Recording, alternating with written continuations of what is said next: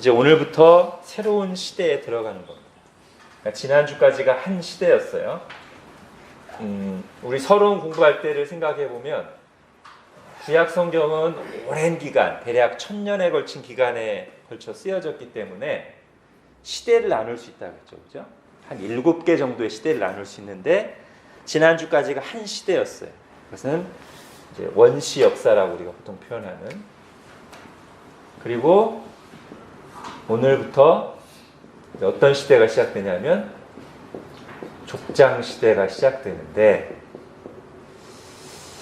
자, 그 뒤에도 이제 5개 시대가 더 있어요.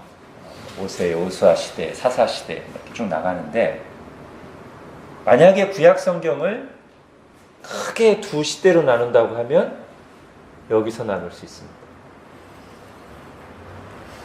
그러니까 오늘 이 아브라함 이야기는 구약 7개의 시대 중에서 두 번째 시대가 열리는 시작점인 동시에 구약 성경을 크게 둘로 나눌 때 그 두 번째가 시작되는 시대라고 할 수 있어요. 왜냐하면 여기가 창세기 1장부터 11장이고 구약 두 번째 시대라고 하면 나머지 창세기 12장부터 말라기까지인데, 그리고 이제 신약 시대잖아요. 여기가 온 인류에게 일어났던, 여기가 어디? 예, 이스라엘 역사예요. 그 다음에 다시 신약은 예루살렘의 갈릴리에서 시작하지만 결국 이렇게 되죠. 그러니까 이게 성경의 흐름이에요. 하나님은 이제 모든 민족을 다스리시는 하나님이신데, 그 하나님이 한 사람 또는 아담과 하와를 창조하셔서 역사를 시작하셨어요. 그래서 온 인류에 대한 이야기가 성경에 나와 있다가 어느 순간, 이제 오늘이죠. 오늘 우리가 다룬 내용. 어느 시점에서 한 사람을 다시 선택하셔서 하나님 나라 백성 역사를 구약에서 시작하세요. 그게 이제 이스라엘이에요. 그러다가 이 이스라엘을 통해서 그리스도와 그가 이루실 하나님 나라를 예표로 또는 예언으로 이스라엘과 함께 보여주세요. 그리고 바로 이 예표와 예언으로 계시되었던 그리스도와 하나님 나라가 실제로 성취되는 것이 신약 시대란 말이죠. 이게 이제 성경의 큰 흐름이에요. 자, 그래서 오늘이 바로 이 새로운 시작을 하는 시작점에서 한 사람을 부른 이야기다, 이렇게 말할 수 있습니다. 그러면서 지난주까지 했던 게 이제 창세기에는 4개의 큰 사건과 4명의 사람 이야기라고 했잖아요. 4개의 큰 사건이 이제 여기서 나왔죠. 그리고 그게 현재 우리를 형성한 거라고 했어요. 하나님이 창조를 하셨기 때문에 지금 이 온 우주와 우리가 존재하고 있는 것이고, 이게 첫 번째 사건. 두 번째는 죄, 그죠? 타락. 그게 지금 우리의 상태, 즉 고통과 죽음이 있는 우리의 상태를 있게 한 사건이고요. 세 번째, 홍수 심판 있어서 어떤 지구의 격변이 일어났죠. 지구의 현재 상태, 그 다음에 인간의 수명이 이때부터 급격히 줄었고 육식도 이때부터 하게 됐고, 그 다음에 네 번째, 바벨탑 사건이 일어나서 언어와 민족이 나뉘어서 현재의 모습이 됐죠. 그러니까 요 창세기 1장에서 1장부터 11장이 다루는 이 4가지 큰 사건이 현재 우리를 형성한 사건입니다. 그리고 그런 상태에서 이제 하나님이 한 사람을 부르셔서 이제 새 역사를 시작하시는 게 이제 오늘 내용이에요. 자, 그런가 하면 자, 구약의 3대 인물 다 쓰셨죠? 자, 구약의 3대 인물 하면 누구를 들 수 있을까요? 이제 사람마다 조금씩 다르게 할 수 있겠지만 제 예상에는 아마 성경을 이렇게 잘 연구하고 구속사의 흐름을 아는 사람들은 거의 지금 제가 말하는 세 사람을 꼽을 겁니다. 첫 번째가 아브라함, 구약의 3대 인물. 그 다음에가 모세. 그 다음에 다들 훌륭하신 분들입니다. 이게 구약의 3대 인물이라고 할 수 있어요. 이 사람들이 구약 시대에서 가장 믿음이 좋았다든지 제일 능력이 많아 그런 의미가 아닙니다. 이 사람들이 가진 역할, 이 사람들이 끼친 어떤 영향과 의미가 중요하다는 뜻에서 그래요. 믿음이나 신실함으로 따지면 다니엘, 에녹 이런 사람들이 들어올 수 있잖아요, 그죠? 그에 비해서 이 세 사람은 다 실수가 많았던 사람들입니다. 그럼에도 불구하고 요 관점에서 제가 성경의 주제라고 말하는 요 관점에서 볼 때 이 세 사람이 단연코 가장 중요한 어떤 역할을 했습니다. 이 사람은 뭐죠? 오늘부터 시작되는 이스라엘, 즉 구약 하나님 백성의 시조예요. 하나님 백성의 시작. 보통 이 사람을 가리켜서 믿음의 조상이라고 하죠. 이 사람 때부터 이스라엘이 시작돼. 또는 언약. 하나님 나라의 언약을 이 사람하고 처음 맺죠. 그런가 하면 모세는 어떤 사람으로서 중요하냐면 요걸로 이어서 하면 하나님 나라를 형성합니다. 이때. 그러니까 시작은 이때 되지만 아직 이때는 나라의 모습이 아니었어요. 나라의 모습이 아니었는데 모세가 이집트의 노예 생활을 하던 이스라엘 백성들 건져내면서 구약의 나라를 형성해요. 이스라엘 나라를. 그리고 하나님과 언약을 맺어요. 이때는 아브라함 혼자 하나님과 언약을 맺은 거였다면 이때는 이스라엘 백성이 하나님과 언약을 맺어요. 이때는 아브라함이 언약을 맺은 거고요. 그러면서 이 모세는 또 어떤 점에서 굉장히 중요하냐면 이 모세는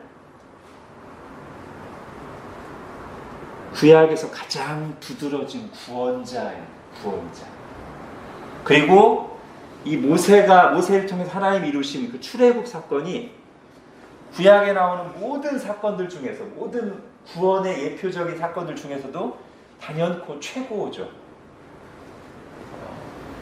하나님의 구원을 얘기할 때 단연코 최고의 사건이 출애굽 사건입니다.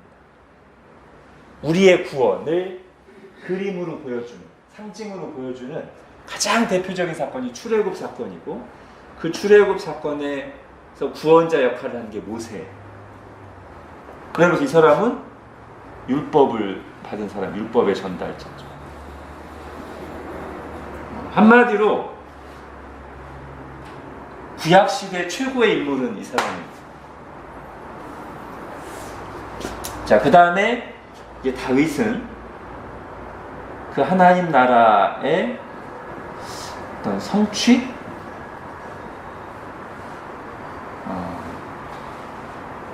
다윗은 그리스도죠.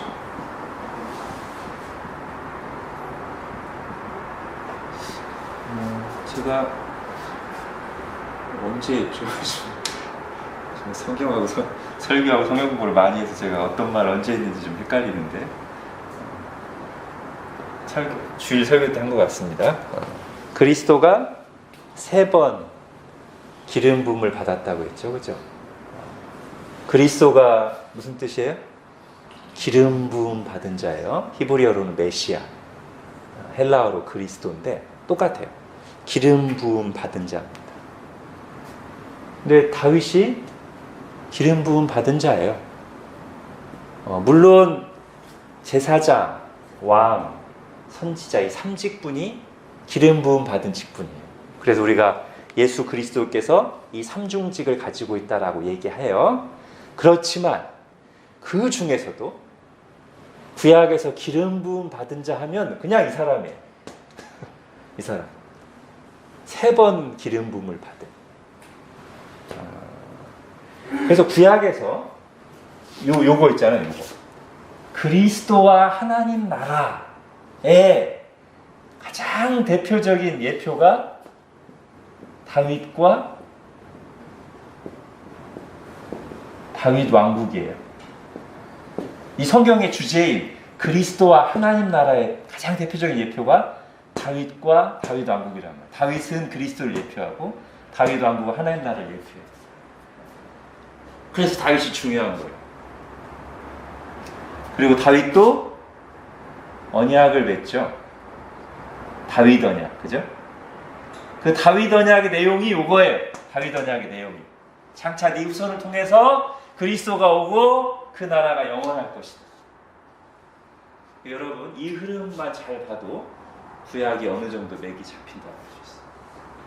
자, 오늘부터 시작돼서 구약 시대 끝까지 가는 이 이스라엘 역사, 구약 하나님 나라 백성의 역사에서 그 시작이 아브라함이고, 그래서 그는 믿음의 조상이고, 그가 처음 하나님 나라에 관한 언약을 맺은 사람이고, 모세 때 가서 이제 그 백성이 점점 커서 아브라함에게 주신 약속이 성취돼서 큰 민족을 이루고 하나님 나라가 형성되고, 이제 개인적으로 언약을 맺은 게 아니라 이스라엘이라고 하는 나라가 하나님의 백성이 하나님과 언약을 맺고, 모세는 거기서 구원자 역할을 하고, 다윗 때 이제 그 나라가 이제 아브라함에게 했던 이 언약이 1차 성취가 말하자면 이때. 그리고 그 다윗과 그의 나라는 바로 그리스도와 하나님 나라의 예표다. 즉 1차 성취가 이때라고 했죠. 아브라함에게 주신 언약의 1차 성취, 이때 다 성취됐어요. 그리고 그것이 궁극적으로 성취되는 것은 이때죠. 예수 그리스도와 하나님 나라를 통해서. 자, 오늘 그 첫 번째인 아브라함을 배우겠습니다.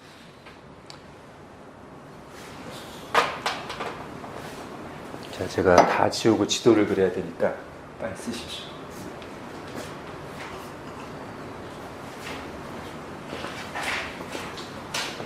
제가 구약계관, 신약계관 지도를 한 2-3개 그리는데 오늘 이제 첫 번째 지도가 나옵니다.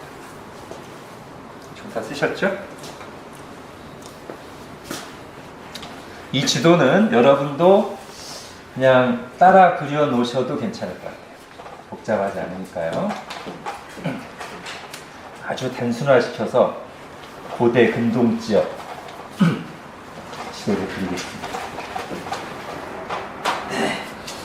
자,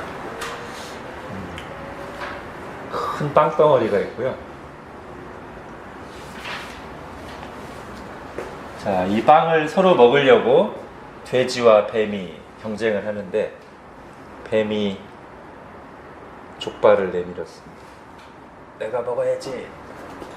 근데 조금 늦게 온 뱀이 여기서 혀를 낼름거리면서 내가 먹을 거야 그러고 있는데 기습적으로 사람이 포크로 콱 찍어서 내꺼. 너무 세게 찍는 바람에 여기 빵 부스러기가 2개 떨어졌어요. 자, 이게 이제 우리가 오늘부터 한동안 할 성경 역사 이야기의 배경이 되는 지도인데, 여기가 지중해, 여기가 홍해, 여기 이렇게 삼각형 모양이 여기가 이제 시내산이 있는데요. 여기 뭘까요? 이 포크는 나일강. 여기는 몰라도 돼요. 페르시아만. 요 강은 알아야 돼요. 2개의 강이 흐르는 티그리스, 유프라테스. 성경에는 힛데겔과 유브라데로 돼 있을 거야, 그죠?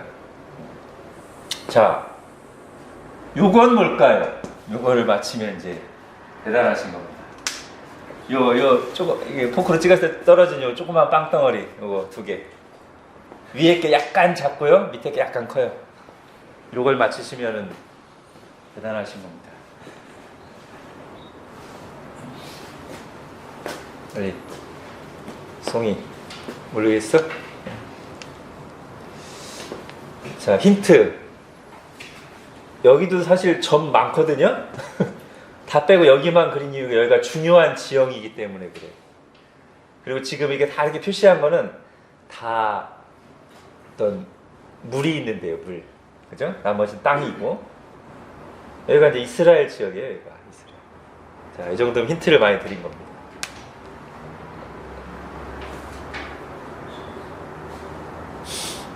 여기가 이스라엘이라니까요. 여기가 이스라엘, 여기가. 네. 이제 답이 좀 나와야 되는데. 위에가? 네, 그렇죠. 여기가 갈릴리. 밑에가? 네, 사해. 염해라고도 하고요. 성경은 염해라고 나왔을 거예요. 그리고 갈릴리에서 염해까지 여기가 사실은 요단강. 그렇죠? 자, 이게 이제 한동안 우리가 배경으로 삼을 지도인데 보통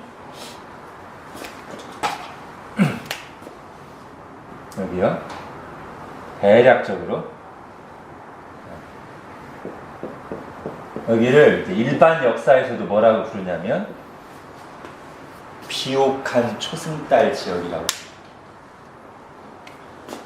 그리고 여러분이 아마 학교에서 세계사의 역사를 배울 때 좀 기억하실 때 4대 문명의 발생지가 있죠. 그 중에 2개가 여기 있어요. 여기가 어떤 문명? 나일강을 중심으로 한 이집트 문명, 그죠? 여기가 뭐라고 하냐면 메소포타미아 문명. 나머지는 저기 뭐 인더스 문명하고 황하 문명이죠, 그죠? 자, 우리가 살펴볼 이 구약 시대의 배경은 바로 이 2 문명, 4대 문명 중에서도 더 앞선다고 할 수 있는 이 이집트 문명과 메소포타미아 문명 지역에서 시작됩니다. 그 중에서도 여기서 시작돼요. 우리의 이야기는. 메소포타미아가 무슨 뜻이냐면 메소. 음악에서 나오죠? 메조. 뭐예요? 소프라노, 메조 소프라노인가요? 메조포르테인가? 메조. 중간? 사이? 강. 뭘 가리키는 거죠? 이거죠. 이 2 큰 강 사이에 생겨난 문명. 그러니까 이 지역을 이제 메소포타미아라고 하죠. 자, 여기에 갈대아 우르가 있습니다. 즉, 우리의 믿음의 조상 아브라함은 메소포타미아 문명에서 나온 사람이에요.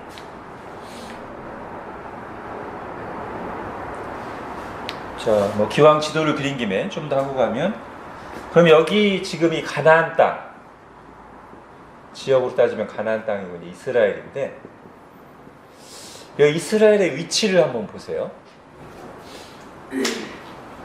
이스라엘이 우리나라하고 비슷한 점이 좀 있는데, 이스라엘은 요 2 문명의 사이에 있어요. 그죠? 나중에 이제 분열왕국 시대 가면 이것 때문에 시달려요. 고래 싸움에 새우등 터지는 것처럼 2 문명 사이에 끼어 있어서 하나님 이걸 사용하시는 거죠. 이들을 도구로 사용하셔서 징계하기도 하시고 훈련도 하시는데 두 문명 사이에 있고요. 또 오늘날 기준으로 보면 여기가 어느 대륙이에요? 아프리카, 그죠? 여기까지는 아시아, 여기는 유럽. 그러니까 세 대륙의 어떤 만나는 지점 같은 곳, 그런 느낌이 있어요. 이스라엘이 그런 지역입니다. 자, 하나님께서 아브라함을 여기서 불러내셔서 아마 하란이 요쯤 있을 것 같아요. 여기서 불러내셔서 쭉, 자, 요게 아브라함을 부르신 경로예요. 여기서 시작해서 메소포타미아 문명에서 나와서 하란에서 잠깐 멈췄다가 가나안. 나중에 이 아브라함의 후손 이스라엘이 하나님께 계속 죄를 지어서요 망해요. 나중에 망해서 어떻게 가시는 줄 아세요? 어떻게 가는 줄 아세요? 이스라엘이 하나님 이렇게 불러냈잖아요. 이렇게 불러내시고 내가 이 땅을 너에게 줄게 라고 하셨잖아요. 아브라함에게. 여기서 계속 죄를 지니까 하나님이 다시 어디로 끌고 가세요? 네. 바벨론으로 끌고 가세요. 아, 너희는 여기 차지할 자격이 없다. 그렇게 니네가 세상을 좋아하니까 한번 가서 고생 좀 해봐. 말하자면. 야, 제가 이 정도 하겠습니다. 지도 이 정도 하고요. 읽으면서 하겠습니다. 어느 날 하나님께서는 바로 그곳, 갈대아 우르, 메소포타미아 문명, 그 앞에를 안 읽었군요. 바벨탑 사건 이후 뿔뿔이 흩어진 사람들은 마실 물이 풍부한 비옥한 평야지대를 중심으로 문명을 형성했습니다. 티그리스 강과 유프라테스 강이 형제처럼 나란히 흐르는 땅 메소포타미아에도 거대한 문명이 일어났습니다. 어느 날 하나님께서는 바로 그곳에 살고 있던 아브라함이라는 한 사람을 부르셨습니다. 그리고 하나님의 특별한 계획을 말씀하셨습니다. 네가 살고 있는 땅, 네 친척들과 아버지의 집을 떠나 내가 너에게 보여줄 땅으로 가거라. 자, 땅, 이게 첫 번째 언약의 첫 번째 내용. 너를 큰 민족을 만들어 주겠다. 큰 민족. 두 번째, 너는 크게 명성을 떨칠 것이다. 너는 복이 될 것이니. 자, 이제 세 번째, 세상 모든 민족이 너를 통해 복을 받게 될 것이다. 자, 이게 아브라함에게 주신 언약의 중요한 세 가지 내용. 땅을 주겠다. 큰 민족을 이루게 하겠다. 세상 모든 민족이 너를 통해 복을 받게 하겠다. 그리고 이게 곧 하나님 나라에 대한 내용이에요. 지금은 너 혼자밖에 없고 네가 상속자도 없지만 내가 너를 택해서 너를 시작으로 해서 큰 하나님 나라를 이룰 것이다. 먼저는 이스라엘이라는 구약의 하나님의 백성을 먼저 이룬 뒤에 그걸 모판으로 해서 장차는 궁극적으로는 세상 모든 민족. 아까 제가 흐름을 얘기했죠, 그죠?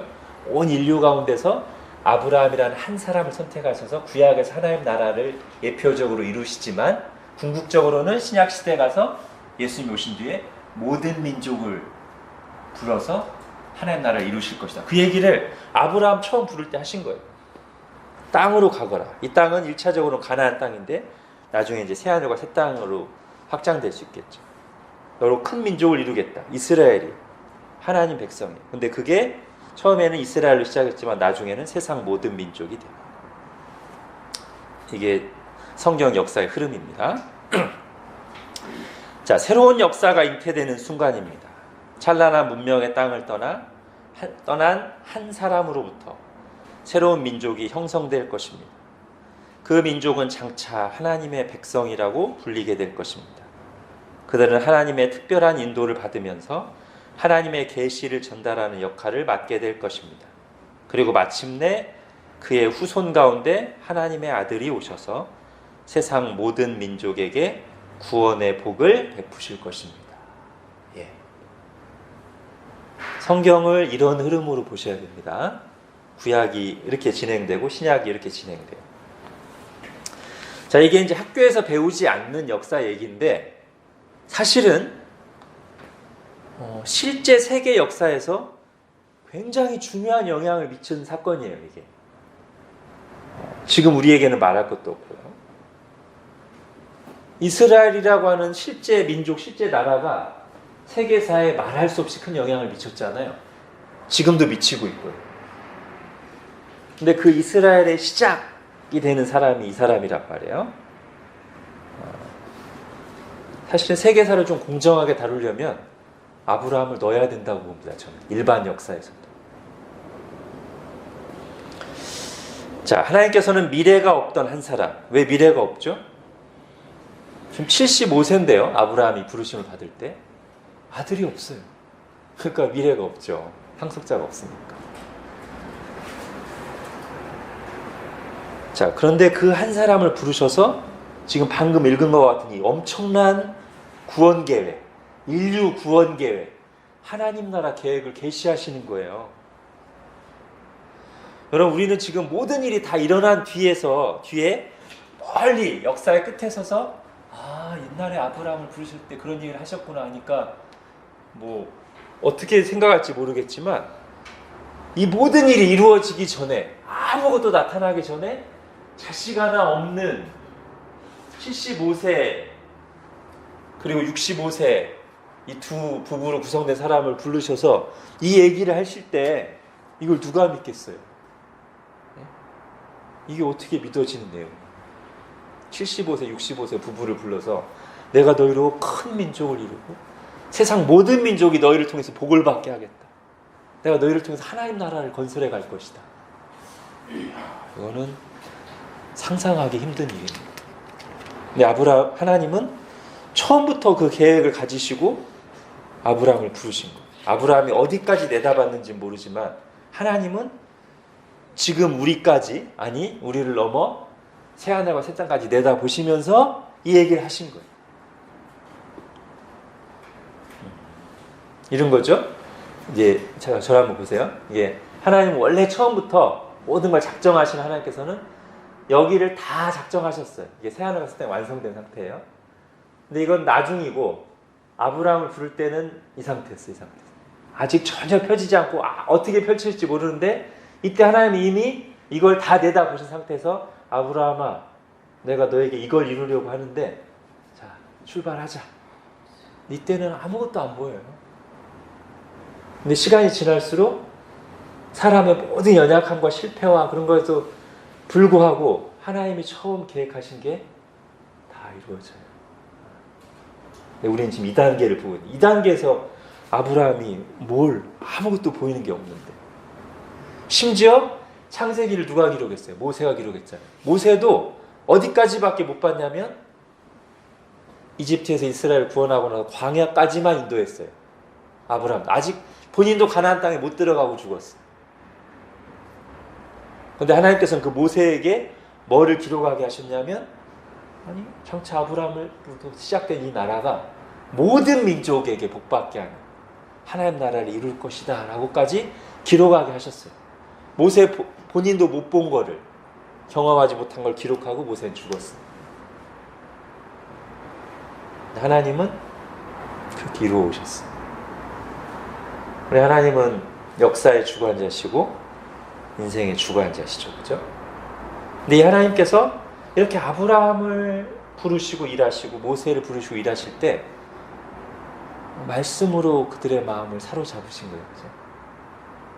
아브라함은 지금 눈에 보이는 게 없어요. 근데 하나님의 말씀이 임했고 그 말씀대로 이루실 것을 그 말씀과 함께 믿음을 주셔서 그 말씀에 이제 따라가는 거예요. 그래요? 어느 시간 지나다 보면 보이는 게 없어. 힘들어요 하나님. 다시 말씀으로. 다시. 사실 하나님의 백성들은 이런 식으로 하나님의 다스림을 받는 사람들이죠. 자, 우리 이사야 44장 한번 볼까요? 이런 걸 생각하면서 그래서 이렇게 말씀하실 수 있는 분은 하나님밖에 없어요. 이사야 44장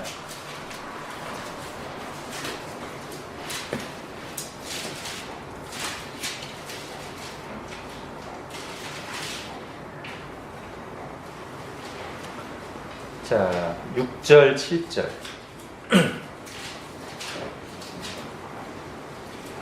같이 천천히 읽겠습니다. 시작.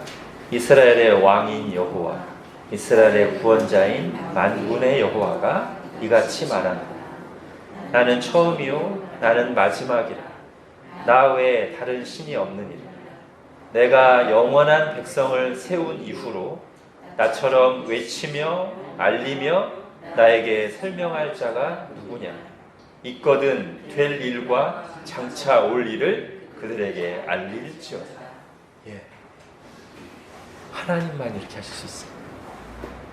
자기 백성을 부르시고 세우시고 앞으로 하실 일을 미리 다 말씀하실 수 있는 분은 역사를 작정하시고 그 말씀대로 성취하실 수 있는 하나님밖에 없어요.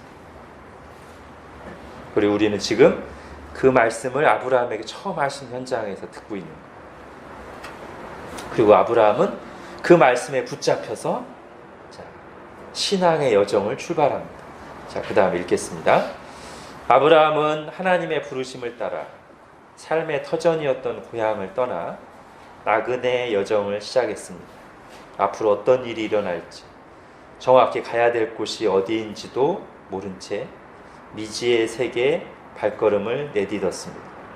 그를 부르신 하나님의 말씀에 의지하여 깊은 세계로 나아갔습니다. 이 표현이 어디 나오죠? 원래는 말씀에 의지하여 깊은 세계로. 베드로가 금을 던질 때, 그죠? 오늘 우리가 부른 찬양이잖아요.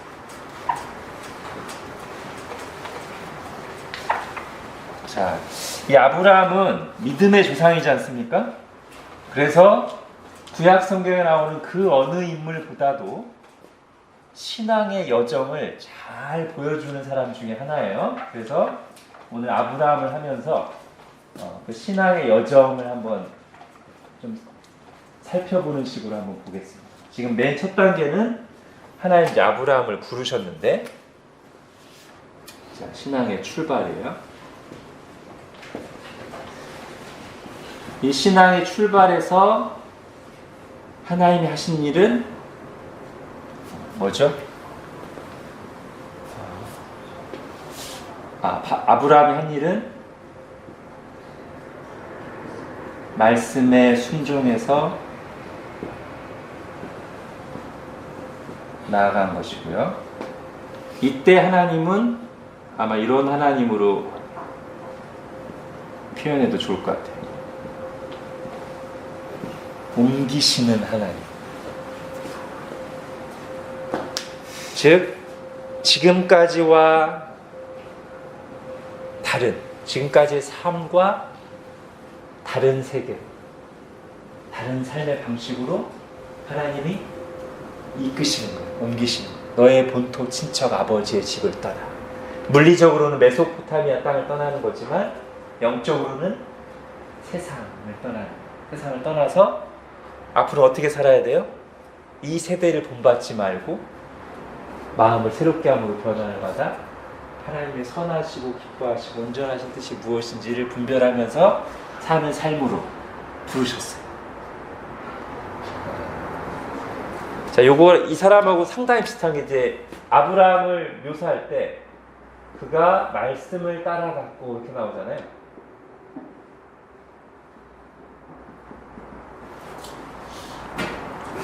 창세기 12장 4절에 보면 아까 우리가 읽었던 그 하나님의 언약의 말씀, 창세기 12장 1절부터 3절이 끝난 뒤에 아브라함이 한 일이 뭐냐면 그 말씀, 하나님 주신 말씀을 따라갔어요.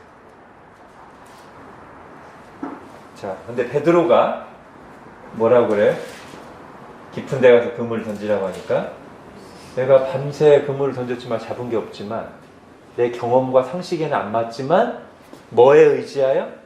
말씀에 의지해서 그물을 내리겠습니다. 네. 이게 이제 신앙의 출발점이에요. 그리고 이게 믿음이에요, 사실은. 말씀을 따라가는 거. 내 생각, 지금까지의 경험, 사람들 사이에서 유행하는 방식이 아니라 말씀에 의지해서 말씀을 따라가는 게 신앙이에요. 그래서요, 신앙에는 분명히 신비한 요소, 모험적인 요소가 있습니다. 은혜와 고난이 공존하는 광야로 나가는 거예요. 거룩한 경험과 거룩한 고민이 공존하는 세계로 주님이 우리를 옮기시는 거예요. 신앙의 출발. 옮기시는 하나님. 자, 우리도 다 그렇게 출발했죠, 그죠? 출발했고 또 매 순간 다시 또 이걸 결단하고 다시 우리의 길을 생각하죠. 내가 지금 말씀을 따라가고 있는, 말씀을 의지하는 거 아니면 내 경험, 눈에 보이는 거, 세상 사람들의 평가 이런 걸 의지하는 거. 자, 그 다음으로 가겠습니다. 모험을 무릅쓴 위대한 결단은 그야말로 시작에 불과했습니다. 적지 않은 나이에 멀고 험한 길을 지나 가나안 땅에 들어온, 아마 1000km가 훨씬 넘을 겁니다. 제 예상으로. 가나안 땅에 들어온 아브라함 앞에는 많은 시련이 기다리고 있었습니다. 극심한 가뭄, 생명의 위협을 느끼며 애굽의 바로에게 아내를 빼앗긴 일, 물론 하나님의 도우심으로 되찾죠. 조카와의 갈등과 헤어짐, 그리고 전쟁. 낯선 땅에서 나그네로 살아가는 고단한 삶의 틈바구니에서 아브라함은 여러 차례 실수하고 연약한 모습을 보이기도 합니다. 그 모든 일을 겪으면서 아브라함은 오랜 세월을 기다려야 했습니다. 자, 두 번째, 신앙의 과정.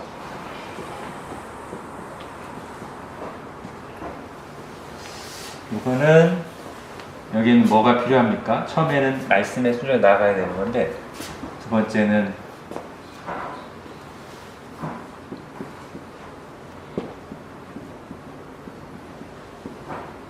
이게 필요하죠. 여기서 나오는 하나님은 아마 이렇게 표현하면 괜찮을 것 같아요.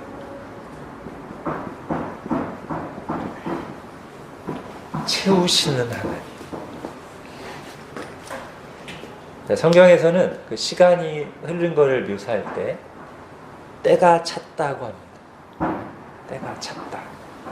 그냥 지나가는 시간, 무의미하게 흘러가는 시간이 아니라 채워지는 시간. 하나님의 뜻이 진행되고 무르익고 어떤 분명한 목적을 향해, 하나님의 뜻을 이루려는 목표를 향해 나아가는 시간. 그 시간 동안 우리는 모든 걸 다 알 수는 없습니다. 이해할 수 없는 일들이 많습니다. 하나님께서는 믿음으로 우리를 이끌어 가시지 눈에 보이는 것으로 이끌어 가시지 않으십니다. 그러므로 우리에게는 인내와 믿음이 필요해요. 사실은 제일 어려운 것 중에 하나가 고난 속에서 기다리는 거예요. 그죠? 뭐가 잘 안 보이는데 고난 속에서 기다리는 거. 이게 참 어렵습니다. 그런데 바로 하나님은 그 시간을 통과하게 하시면서 우리의 믿음을 성숙하도록 하시고, 그래서 그 시간이 지나고 나서 하나님의 뜻이 성취되었을 때 우리의 믿음이 견고해지죠. 믿음의 조상 아브라함 경우에는 그게 더 분명히 나타나요. 하나님께서는 아브라함을 어디까지 끌고 가시냐면, 사람의 눈으로 볼 때는 가능성 얼마? 제로가 될 때까지 끌고 갔어요. 그러니까 한 80 몇 살 됐을 때 가나안 땅에 와서 한 10여 년 기다렸어요. 아브라함이 많이 기다린 거죠. 근데도 자식이 없어. 그래가지고 처음에는 내 종을 상속자로 삼겠다고 했다가 그래도 안 되니까 그러면 아내가 뭐라고 얘기하는데 못 이기는 척. 그래서 여종 하갈이랑 또 동침해서 아이를 낳죠. 다 지금 기다리다가 지쳐서 인간적인 생각이 들어서 실수하는 거예요. 계속 하나님은 그건 아니다. 그건 아니다. 다시 말씀을 주셔서 넘어졌던 아브라함 다시 일으키고 해서 어디까지 끌고 가요? 99세 됐는데 99세 때는 아브라함은 이미 포기하고 있었어요. 아브라함과 사라가 다 포기하고 있었습니다. 왜냐하면 성경의 증언에 의하면 그때 사라는 단산했어요. 그러니까 폐경했어요. 그냥 의학적으로, 과학적으로 아이를 낳을 수 없는 상태가 됐어요. 그러니까 가능성 제로죠. 근데 그때 하나님이 오셔가지고는 자, 이제 내가 보여주겠다. 내년 이맘때 사라가 너에게 아들을 낳을 것이다. 이렇게 하잖아요. 자, 어쨌든 조금 이따 할 테니까. 신앙의 과정, 인내와 기다림 채우신 하나님인데 완전 제로가 될 때까지 끌고 가셔서 믿음이 뭔가를 이제 가르치시는 거예요. 그 믿음은 상황을 믿는 또는 가능성을 믿는 게 아니라 그야말로 하나님을 믿는, 그래서 눈에 보이는 게 없을 때 믿는 거죠. 그죠? 참 믿음이 어려운 거예요. 그죠? 근데 눈에 보이는 걸로 가면 사실은 믿음은 아니에요. 눈에 보니까 가는 거니까. 믿음은 안 보이는데 말씀하시니까 가는 게 믿음이잖아요. 야, 이걸 정말 우리 실제 삶에서 적용한다는 거는 굉장히 두렵고 떨리고, 이거 정말 맞나? 아무 일도 안 일어나면 어떡하지? 어때요? 여러분 그런 거 경험해 보셨어요? 근데 그런 시간을 통과해야 우리의 믿음이 이론적인 믿음이 아니라 살아있는 믿음이에요. 저도 몇 번 경험한 것 같아요. 인생 속에서. 아무것도 보이는 게 없는데 내가 당장 먹고 살려면 여기로 가야 돼. 근데 이건 아닌 것 같아. 여기로 가야 되는데 당장 내일 먹고 살 게 없어. 어떻게 해요? 그냥 나가요. 그래도 그때 막 두려움과 절망, 내가 지금까지 뭘 믿고 살아온 거지? 이런 생각도 들어요. 근데 아무것도 안 보이는 데다 나가면 그때 하나님의 공급과 도우심이 시작돼요.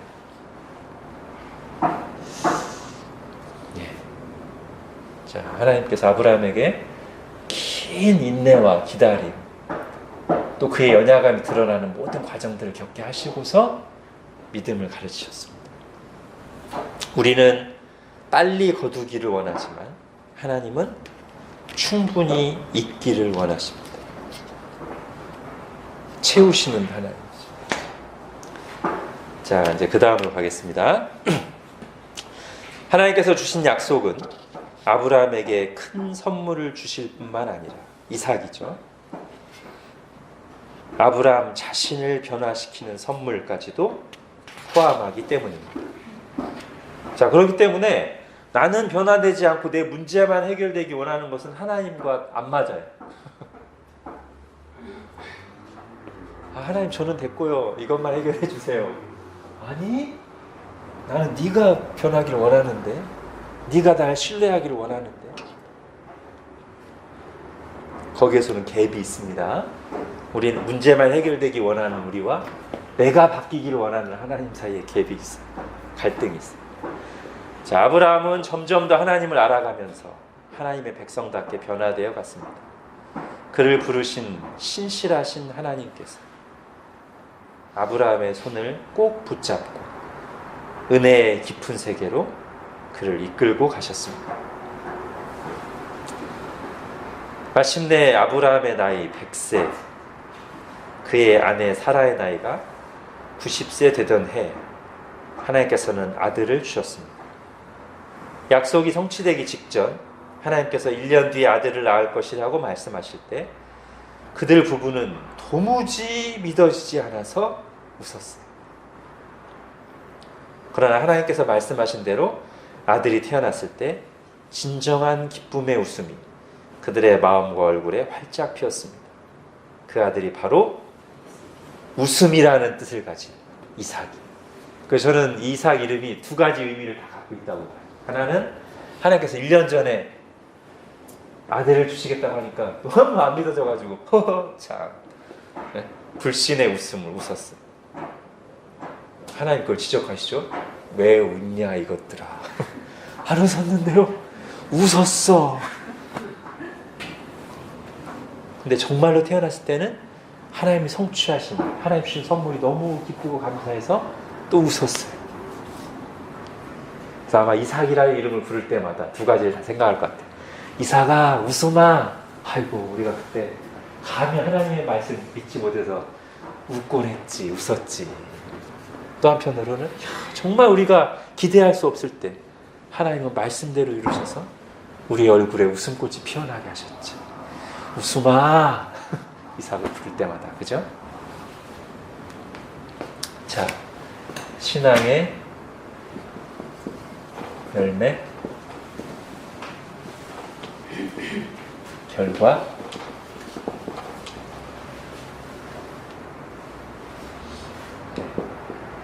하나님의 뜻이 성취되죠. 하나님의 뜻은 반드시 성취됩니다. 여기는 이루시는 하나님.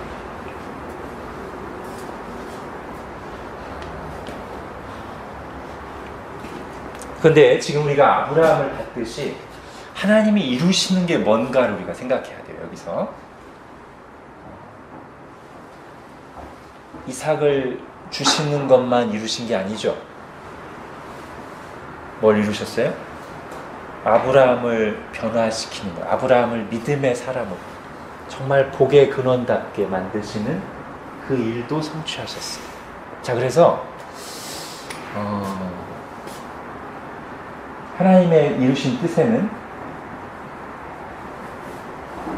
우리를 통해라고 할까요? 통한 똑같습니다.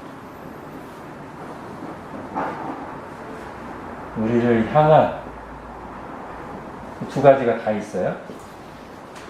하나님 이루신 뜻이, 즉 아브라함을 통해 이삭을 낳고 큰 민족을 이루고 하나님 나라를 이루는 것, 그죠? 그때는 도구, 이것 때문에 잘 안 보이시죠? 그때는 우리가 도구예요, 그죠? 여러분, 하나님의 최고의 도구가 뭐냐면 사람입니다. 돈이나 뭐 다른 뭐가 아니라 하나님의 뜻을 이루는 최고의 도구는 사람입니다. 동시에 우리를 향한 뜻이 있죠, 그죠? 아브라함을 통해서 이삭을 낳고 이스라엘 민족을 이루는 것뿐만 아니라 아브라함 자신을 변화시키십니다.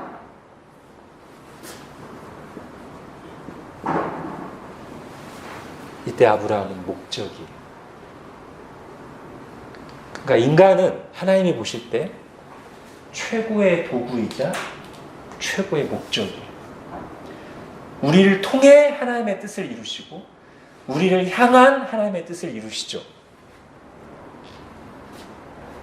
아브라함이 그걸 잘 보여줘요. 그래서 우리가 하나님의 뜻에 초점을 맞춘다고 할 때는 이 두 가지를 다 우리가 염두에 두는 거예요. 하나님 나를 통해 무슨 일을 하려 하시는가, 그죠? 우리 늘 그 생각을 해야 돼요. 믿음의 사람들은 하나님이 이 일을 통해, 나를 통해 무슨 일을 하려고 하시는가를 생각해야 되고요. 근데 또 하나 뭐도 생각해야 돼요? 하나님이 나를 변화시키려고 한다는 것을 늘 생각해요. 내가 하나님의 목적이에요. 나를 변화시키시고 나에게 복 주시는 것 자체가 하나님의 뜻이에요. 내가 주님을 알고 닮아가고 주님과 더 깊은 관계, 신뢰 관계를 맺는 게 하나님의 뜻이에요. 우리가 하나님의 뜻을 생각한다고 할 때 두 가지를 항상 생각해야 돼요. 나를 향한 또는 나를 통한 하나님의 뜻. 우리 하나님은 옮기시는 하나님, 채우시는 하나님, 이루시는 하나님이십니다.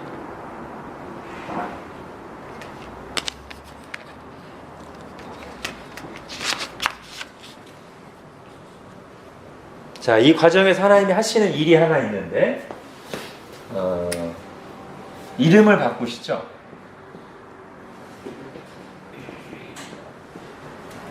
어떻게 바꾸세요? 원래 아브람이었는데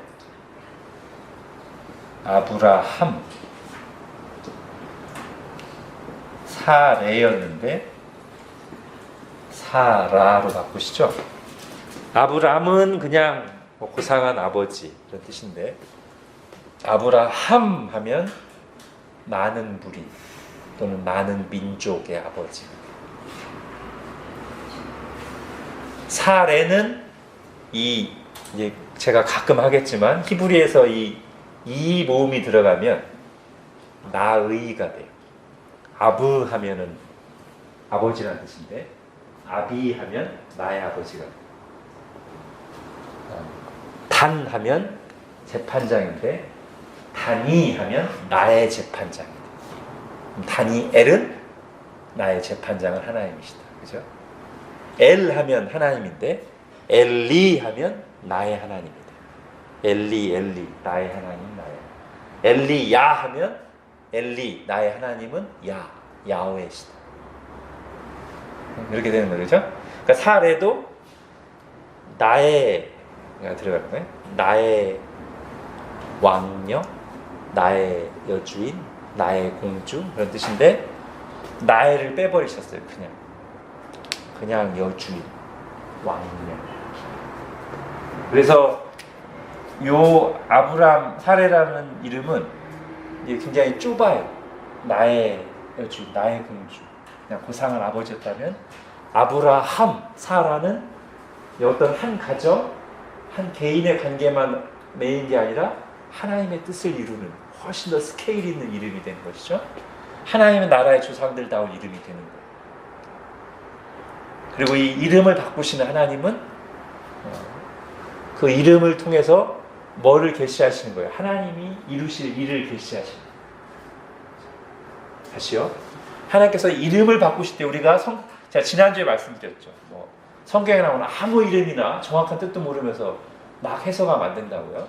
창세기 5장에 나온 족보 이름 가지고 메시지 만드는 건 주의해야 된다고 했죠. 그러나 여기처럼 하나님이 직접 이름을 바꿔주실 때는 여기는 분명히 성경 자체가 이걸 가지고 메시지를 전하기 때문에 여기에 귀를 기울여야 되는데 이때 우리가 이 이름을 보면서 뭘 생각하게 되냐면 하나님이 이루실 일을 보는 거예요. 사람의 이름을 바꿀 때 아브람이었던 그냥 고상한 아버지, 자기 가족만 지키고 아웅다웅 살던 그 사람을 모든 민족의 아버지, 하나님 나라 백성의 믿음의 조상으로 삼으시겠다는 하나님이 하실 일을 보여주고요. 하나님 이름이 등장할 때도 있어요.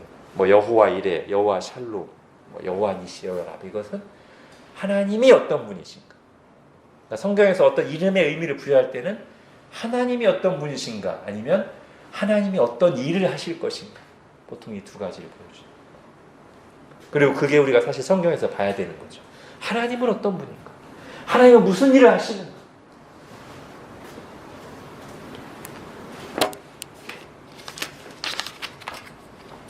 자, 이제 그 다음 보겠습니다. 여기까지가 이제 한 큰 성취가 있었고, 이제 그 다음에 하나님의 약속으로 태어난 그 아들을 제물로 바치라는 말씀을 들었을 때도 아브라함은 믿음으로 기꺼이 순종합니다.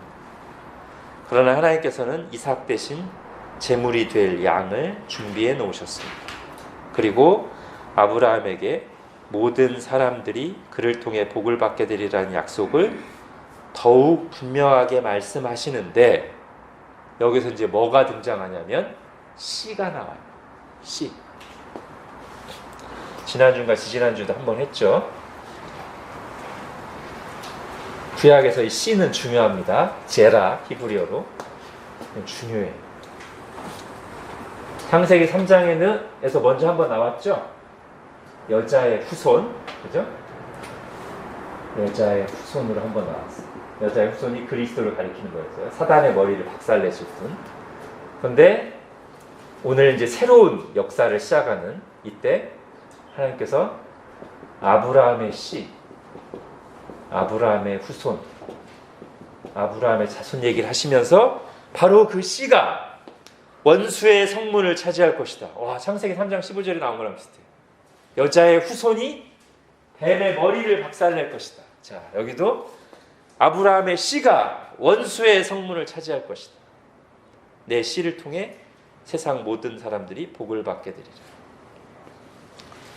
자, 아브라함의 씨를 통해 모든 사람이 복을 받을 것이라는 특별한 약속은 아브라함의 아들 이삭을 가리킴과 동시에 장차 아브라함의 후손으로 오실 예수 그리스도를 가리킵니다.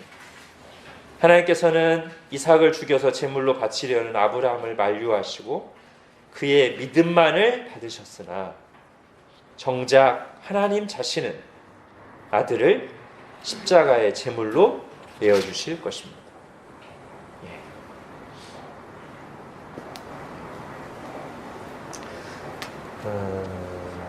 자, 여러분 그 개관 플러스를 한번 보십시오.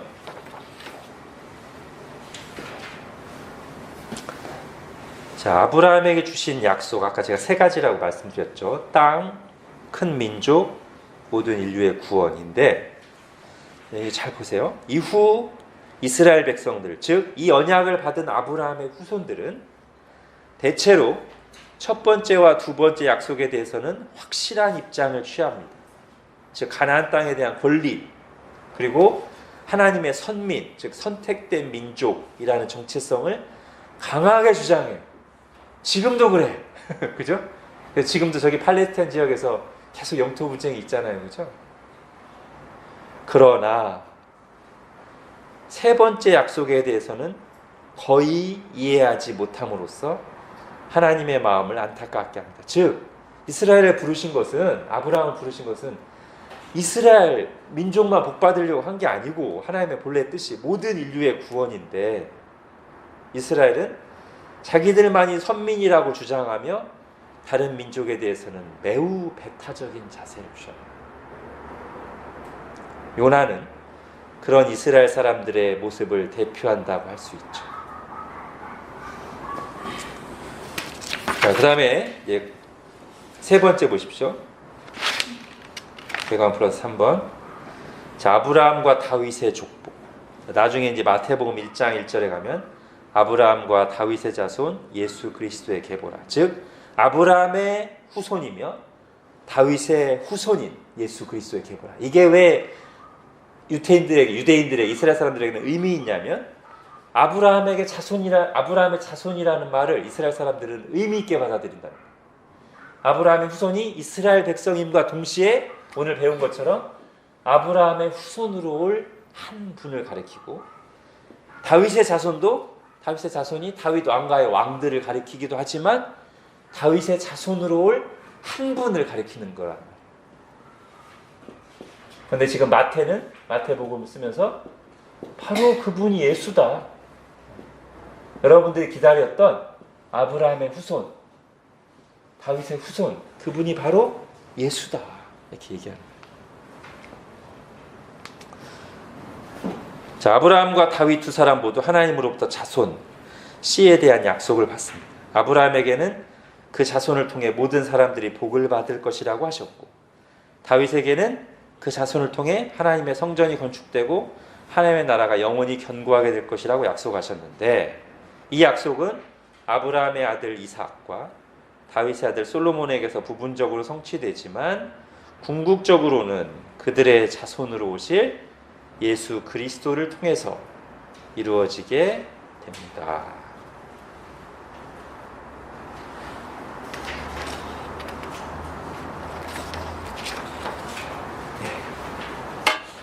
여기까지 하겠습니다.